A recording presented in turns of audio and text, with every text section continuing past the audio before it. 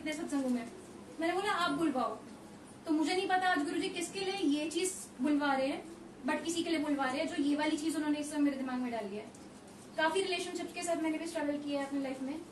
गुरुजी ने मेरे को ये समझाया, अपने परिवार वालों को, सबको, जिसके साथ तू है, हर एक को मेरी संगत समझ के चल, और तू मेरी सेवादार है जिंदगी में भी।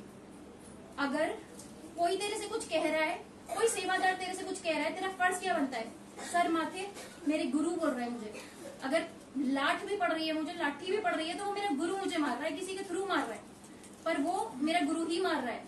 फैमिली में भी यही मान के चलो कि अगर कुछ बुरा हो रहा है, मम्मी कुछ कह रही है, कोई अनरीजनेबल हो रहा है, कोई हमें नहीं समझ रहा है, कोई हमें बहुत बुरा समझ रहा है या गलत कह रहा है, वो गुरु ही करवा रहा है, वो लीला वही रच रहा है। क्योंकि या तो वो हमें बहुत कुछ सिखा के स्ट्रांग बनाना चाहता है, समझदार बनाना चाहता है, या फिर वो हमारे कोई पुराने कर्म काटना चाहता है। हम जिससे भी जब भी मिलते हैं, गुरुजी का यही है कि जब भी जिससे भी मिलो, ऐसे मिलो कि पहली बार मिल रहे हो, उसी प्यारी सी मुस्कुराहट के साथ, उसी पवित्रता के साथ। कुछ हुआ है, झगड़े हुए हैं, कलेश हुए हैं, ग्रजेस हुए हैं, भूल जाओ यार। हम सोचते हैं उसने ये गलती, मेरे को पिछले दिनों में पता है गुरुजी ने क्या समझाया है कि हम गलतियों को बहुत पकड़ के बैठते हैं, चाहे वो खुद की गलतियां हो, चाहे वो दूसरों की गलतियां हो, गलतियों को पकड़ के बैठते हैं। गलतियां क्या होती हैं यार? गलतियां तो कुछ भी नहीं होती। जब गलतियां नहीं होंगी तो हम सीखेंगे कैसे कि हमें सही क्या करना है।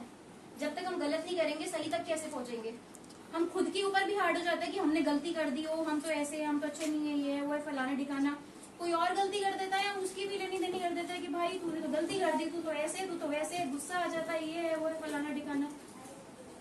हम बहुत इल्यूजनरी वर्ल्ड में जी रहे होते हैं। जो गुरुजी के पास हम आके बैठते हैं ना, तो गुरुजी हमें समझाते हैं, ऐसे प्यार से सहला के पुचकार के समझाते हैं कि पुत्र सब चंगा है, मेरी नजरों से देख, अपनी नजरों से मत देख।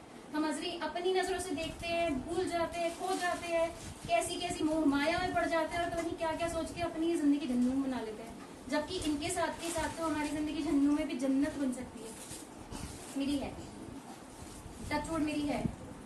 गुरुजी ने मुझे अपनी शरण में बुलाया था 2005 में, 2004 या 2005 में, जब वो फिजिकल फॉर्म में थे। प्रीतविहार में रहती हूँ मैं, वहाँ पे वो एक आंटी के घर सत्संग पे आए हुए थे। तो मेरी मॉम डैड, मेरे ताई जी ताऊ जी, चाची चाचू सब गए थे दर्शन के लिए। मैं नहीं गई थी, मैं 13-14 साल की बेवकूफ सी टीनेजर थी। ज्यादा दिमाग था, जरूरत से ज्यादा दिमाग था कि नहीं क्या करना है, जाके बाबाओं को कौन मानेगा, क्यों मानना है, भगवान है तो बाबा को क्यों मानना है। नहीं गई मैं। उसके बाद मम्मी की गुरुजी से किसी चीज से रिलेटेड बात हुई, तो गुरुजी ने मम्मी को बोला मंदिर आई, लोटा लेके आई, तांबे का लोटा।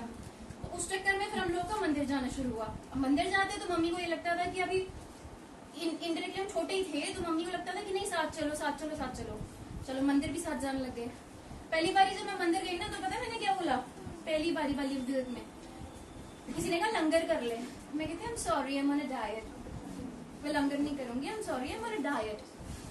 उन्होंने बोला नहीं कर ले पतली हो जाएगी।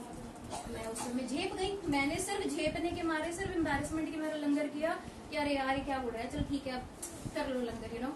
उस टाइम पे मैंने सिर्फ इसलिए लंगर किया। बट जब मेरे गुरुजी ने हाथ कनेक्शन वाले तरीके से पकड़ा, कि यू नो प्रॉपर कनेक्शन वाले, प्यार वाले तरीके से पकड़ा, तब उन्होंने एक दिन इसी विश्वास का टेस्ट किया। बड़े मंदिर में 2013 वाले दौरान में जब बड़े फंक्शंस होते थे ना, तो बुफे की तरह होता था कि आप आगे चलते रहो प्लेट देके, और वो आप लेके और वो आपको सर्व करते रहेंगे। तो मेरे को सर्व होती है, अपने गुरुजी का जन्मदिन था या क्या था, 5-7 जलेबियां सर्व होती है मुझे, और कोइंसिडेंटली है फिर डाइट पे। गुरुजी कहती है यार क्या कर रहे हो, 5-7 जलेबियां दे रहे हो आप मुझे, कैसे खाऊंगी आप 5-7 जलेबियां, और डाइट पे हूँ मैं, तो सारी मेहनत मेरी बेकार हो जाएगी इतने दिन की। फिर थॉट आता है, थॉट भी गुरुजी देते हैं सारे। थॉट आता है कोई नहीं, हो सकता है मेरी बॉडी में किसी चीज की जरूरत हो जो गुरुजी खिला के पूरा कर रहे हो। सबको नहीं मिली ना, मुझे मिली है ना, तो किसी रीजन से मिली होगी। अगर गुरुजी दे रहे हैं तो किसी रीजन से मिली होगी। खा ली मैंने। अगले दिन वेइंग मशीन पे जा रही हूँ, दिल पे हाथ रख के दिया और 500 जलेबियां खा ली। पता नहीं कितनी मेहनत बेकार होगी या क्या है, तो छाड़े यार जो भी है देखेंगे। वेइंग मशीन पे खड़ी होगी, पता मैं जिस वेट के लिए स्ट्रगल कर रही थी, जो मैंने सोचा भी नहीं था कि वो वेट होगा मेरा, वो literally I had that weight on scale, I was at that weight. इसका मतलब ये नहीं जलेबियां पाड़ो पतले हो जाओ। इसका मतलब ये है कि अगर आप विश्वास पे विश्वास रखते हो और विश्वास को मौका देते हो, विश्वास को मौका ही देना होता है एक्चुअली। अगर उस विश्वास को मौका देते हो ना तो वो आपको प्रूव करते हैं। आपका विश्वास कभी खाली नहीं जाता। मैंने अपनी जिंदगी में देखा है कि कभी भी गुरुजी पे विश्वास कर लो ना, अगर वो आपके 25,000 करोड़ टुकड़े भी कर रहे हैं ना तो वो भी शर्माते हैं। क्यों? क्योंकि उसमें आपका क्या भला है आप नहीं सोच सकते। कितने ही टुकड़े कर दे, कितना ही रुला दे। मैंने एक टाइम पे गुरुजी को धमकियां दी हैं, गुरुजी मुझसे नहीं हो रहा, गुरुजी मैं लाइफ नहीं अब डील कर सकती, गुरुजी। मैंने लिटरली गुरुजी को धमकियां दी हैं कि गुरुजी मैं सच्ची बता रही हूँ, कुछ कर लूंगी अपने साथ, मेरे से नहीं बर्दाश्त हो रहा, गुरुजी नहीं बर्दाश्त हो रहा मेरे से। ऐसे तो धमकियां दी हैं मैंने उनको लिटरली। और पता है उस टाइम पे तो स्पेशली गायब होते थे वो। उस टाइम पे स्पेशली गायब होते हैं जब आपको उनकी इतनी जरूरत होती है ना कि गुरुजी सामने आ जाओ, बस आपकी एक झलक दिख जाए, रूह को सुकून मिल जाएगा कि ठीक है भाई जिंदा होने का कोई पर्पस है, वो सुकून मिल जाएगा रूह को, तब तो डेफिनेटली गायब होंगे और इतने मजे लेंगे कि कोई हद ही नहीं। क्योंकि उस टाइम पे वो हमारा टेस्ट कर रहे होते हैं कि अभी तक जो विश्वास बनाया है वो कितना पक्का हुआ है। बट उस टाइम पे इनडायरेक्टली साथ रह के वो आपको आगे पार भी करा देते हैं। उसके बाद फिर रिवॉर्ड करते हैं। उसके बाद जिस तरीके से रिवॉर्ड करते हैं आप उनके और करीब चले जाते हो। एक पॉइंट पे आके कुछ समझ ही नहीं आता कि कहाँ वो कहाँ, ऐसा लगता है कि क्या फर्क बचा, फर्क क्या बचा, मतलब कुछ बचता ही नहीं है आपके उनके बीच में। आप रमना होता है ना, एक रमना वो कर लेते हैं वो आपको अपने अंदर रमा लेते हैं। आप लिटरली आप वही बन जाते हो। मतलब आपको कुछ नहीं बचता अपने अंदर, आपको चाहिए ही नहीं होता कुछ अपने अंदर। आपकी अरदास ये होती है कि मालिक मुझे मेरे अंदर मेरा कुछ चाहिए ही नहीं, क्योंकि मेरे अंदर मेरी कुछ होने की औकात ही नहीं है। मेरे अंदर अगर मेरा कुछ होगा तो मैं वो होऊंगा जो मुझे नहीं होना चाहिए, जो मैं नहीं होना चाहता। अगर मेरे अंदर सब कुछ वही हो जो आपका हो तो क्या ही बात हो जाएगी, मेरा होना वसूल हो जाएगा, मेरा वजूद वसूल हो जाएगा। ये हमारे गुरुजी हैं कि गुरुजी आप अगर एक बार उंगली देते हो, आपको हाथ पकड़ते हैं, आपको physically, mentally, emotionally, psychologically, physiologically, spiritually हर तरीके से खड़ा करते हैं। वो हर तरीके से खड़ा करते हैं। आप कैसी भी स्ट्रगल से डील कर रहे हो, कैसी भी स्ट्रगल से डील कर रहे हो, आप उन्हें बस टाइम दो, विश्वास करो, विश्वास को मौका दो, उनको मौका दो और वो आपको पार लगाएंगे ही लगाएंगे। इसमें कोई दो राह नहीं है। अगर आप परेशान हो कि आपकी दीदी शादी नहीं हो रही है, आपकी धी नहीं है, आपकी धी उनकी धी है। मेरी माँ मेरे को रोज बोलती है तुमने शादी वादी नहीं करनी है। मैं कहती हूँ करानी है नहीं करानी है मुझे क्या पता, करानी होगी करा देंगे, नहीं करानी होगी नहीं कराएंगे। सीधी सी बात है ना। जब मैं अपनी मम्मी की धी नहीं हूँ, गुरुजी की धी हूँ, तो फिर उनको देखना है। जैसे एक आंटी का सत्संग है कि आंटी जाके बोलती है 2 बार कि गुरुजी मेरी बेटी की शादी है। गुरुजी कहते मैं की करा। फिर आंटी दोबारा जाती है, गुरुजी मेरी बेटी की शादी है, मैं की करा। तीसरी बार आंटी जाती है, कहती है गुरुजी आपकी बेटी की शादी है, तो फिर तेनू की करना। बात तो यही है ना कि हम खुद को उनपे छोड़ नहीं पाते। ये गलती हम सब करते हैं, मैंने भी की है। गलती भी क्या है, ये भी प्रोसेस है, ये भी जर्नी है। जब तक हम समझेंगे नहीं कि यार किस तरीके से हमें पकड़ना है उन्हें, तब तक हम नहीं समझेंगे कि किस तरीके से पकड़ना है उन्हें। गिरो खड़े हो, गिरो खड़े हो, कोई टेंशन ही नहीं है। अपनी जर्नी एंजॉय करो बस। अगर आप इस दर पे आ गए हो ना, there's no looking back, क्योंकि इस दर के आगे कोई दर है ही नहीं यार। इस दर के आगे कोई दर है ही नहीं। मुझे तो ये नहीं समझ में आता हमने ऐसे कौन से पुण्य कर्म, कोई औकात नहीं है हमारी कोई पुण्य कर्म करने की, फिर भी हमने ऐसा क्या कर दिया यार जो इतने बड़े ब्रह्मांड में हम कुछ लोगों को चूज किया उन्होंने अपनी संगत बनाने के लिए, जिन्हें वो अपने दरबार में, अपने औरा में बिठाते हैं, अपने प्यार में बिठाते हैं, खिलाते हैं, पिलाते हैं, मौजे कराते हैं। हमें चूज किया, मतलब इतने से मुट्ठी भर लोगों को चूज किया होगा पूरे ब्रह्मांड में, उनमें से हम है। उसके बाद भी हम क्यों रोते रहते हैं यार? उसके बाद भी हमें हक कहाँ से आ जाता है हमारे अंदर कि हम उसके बाद भी किसी चीज के लिए ग्रिप कर सके। अगर 5 पैसे भी है ना जेब में, कोई नहीं यार, वो डील कराएंगे लाइफ के साथ। कैसे डील कराना है उनके ऊपर है, छोड़ने वाले हम हैं जो हम नहीं छोड़ पाते। हम छोड़ के तो देखें, 5 पैसे के साथ भी वो चलवा देंगे गुजारा अपना, जब तक हमारा खराब टाइम होना ही होना है।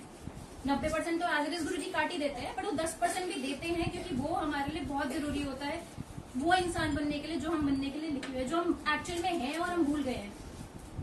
गुरुजी देवों के देव, महादेव से भी ऊपर है, वो सारा ब्रह्मांड है। आप इनके ऊपर सब कुछ छोड़ दें, सब कुछ छोड़ दें, सब कुछ मतलब सब कुछ छोड़ छोड़ दें। आपका दिल इनका है, आपकी रूह इनकी है, आपकी सोच इनकी है, आपका जिस्म इनका है, आपका पूरा वजूद इनका है। यार आप में आपका क्या है? कुछ भी नहीं है। अपनी अगली सांस खुद की कोई लेके दिखा सकते हैं अपनी अगली सांस खुद से?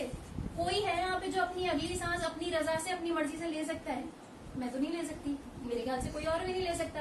तो जब हम अपनी अगली सांस खुद नहीं ले सकते तो हमारा है क्या है? कुछ भी नहीं है। जब अगली सांस वो दे रहा है, हर चीज वो दे रहा है, तो अपनी धड़कन भी उसी की है, अपनी सांसें उसी की है, अपना पूरा वजूद उसी का है। सौंप दीजिए खुद को उन पे, और उसके बाद लीलाएं देखिए।